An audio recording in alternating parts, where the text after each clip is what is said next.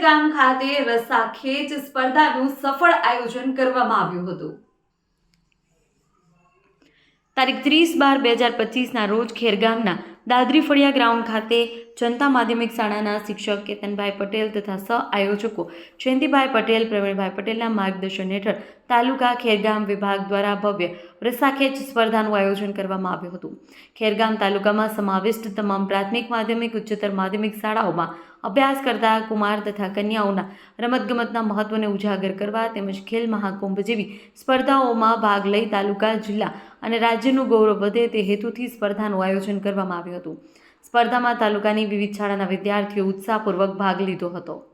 સ્પર્ધામાં under 14, under 17 અને under ભાઈઓ તથા જનતા માધ્યમિક શાળા વિજેતા કન્યાઓમાં પાર્ટી માધ્યમિક શાળા વિજેતા બની અને જનતા માધ્યમિક શાળા રનર્સઅપ સ્પર્ધામાં ભાગ લેનાર તમામ ટીમોને આયોજકો તરફથી અભિનંદન તથા હાર્દિક શુભકામનાઓ પાઠવી હતી। આ પ્રસંગે જનતા કેળવણી મંડળ ખેરગામના પ્રમુખ અરવિંદભાઈ પટેલ, ખેરગામ વેપારી મંડળના પ્રમુખ અમૃતભાઈ પટેલ, તાલુકા પત્રકારો જિગ્નેશભાઈ પટેલ, દીપકભાઈ પટેલ, ખેરગામ પીએસઆઈ મેડમ, ખેરગામ ભાજપ મહામંત્રી વિજયભાઈ રાઠોડ, આયોજકો તેમજ ખેરગામ શિક્ષક સંઘના મહામંત્રી કિરીટભાઈ પટેલ સહિત તાલુકા શિક્ષકો અને ખેલાડીઓ મોટી સંખ્યામાં ઉપસ્થિત રહ્યા હતા। રસ્સાખેંચ સ્પર્ધાએ વિદ્યાર્થીઓના રમતગમત, શિસ્ત, ટીમવર્ક અને આત્મવિશ્વાસ વિકસાવવામાં મહત્વપૂર્ણ ભૂમિકા ભજવી હતી। તમારું નામ? કેતનભાઈ ચિમનભાઈ પટેલ। હું જનતા માધ્યમિક શાળામાં 2004થી સર્વિસ કરું છું અને ખેલ મહાકુંભ પણ મારી શાળામાં જ થાય છે અને હું પોતે જ કરું છું। આ 2 વર્ષથી ખેલ મહાકુંભ એ પાર્ટી સ્કૂલને આપવામાં આવ્યો છે અને આપણે ત્યાં આ જે સ્પર્ધાનું આયોજન કરવામાં આવ્યું છે એ તમામ તાલુકાના નાગરિકોને ઉત્સાહિત કરવા માટે આયોજન કરવામાં આવ્યું છે।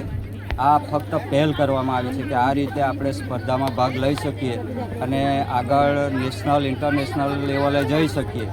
દરેક નાગરિકો આમાં ભાગ લે અને આખા તાલુકાનું ગૌરવ વધારે એવી મારી શુભકામનાથી આ આયોજનને મેં પોતે હેન્ડલિંગ કરી મારા તમામ ખર્ચથી આ આયોજનને કરવામાં આવ્યું છે, જે બદલ હું ખેરગામની પબ્લિક, ખેરગામના મહેમાનશ્રીઓ અને ખેરગામના તમામ હોદ્દેદારોનો હું ખૂબ ખૂબ આભાર માનું। કેટલી ટીમે ભાગ લીધો? ખેરગામ તાલુકાની પ્રાથમિક શાળાઓમાં 9 સ્કૂલો અને માધ્યમિક શાળાઓમાં 6 સ્કૂલોએ ભાગ લીધો છે, કુમાર અને કન્યા બંને, જેમને અહીંયા રમાડવામાં આવશે અને ટ્રોફી વિતરણ કરવામાં આવશે, પ્રમાણપત્ર પણ આપવામાં આવશે। રસ્સાખેંચ જે સ્પર્ધાનું મુખ્ય કારણ શું?